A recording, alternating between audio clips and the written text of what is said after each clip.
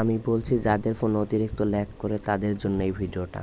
প্রথমে প্লে স্টোরে যাবেন, যাওয়ার পর ওই যে আপনার যে লোগোটা আছে লোগোর ওপর ক্লিক করবেন, তারপর ওই যে 1 নম্বর অপশনটাতে ক্লিক করবেন।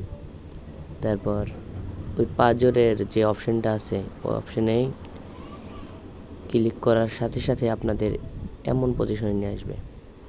তারপর এটা দেখবেন এটা আপনাদের ফোনে আছে, ওই যেটার উপর টিক সাইন মারা আছে ওইটার উপর টিক সাইন মারার পর তলের অপশনটাই ক্লিক করবেন। এমন ইন্টারফেস শো হওয়ার পর এইগুলো আপনার ফোনের খুব ক্ষতি করে, এইগুলা ডিলিট করে দিলে আপনাদের ফোনে যাই হোক কম ল্যাগ করবে।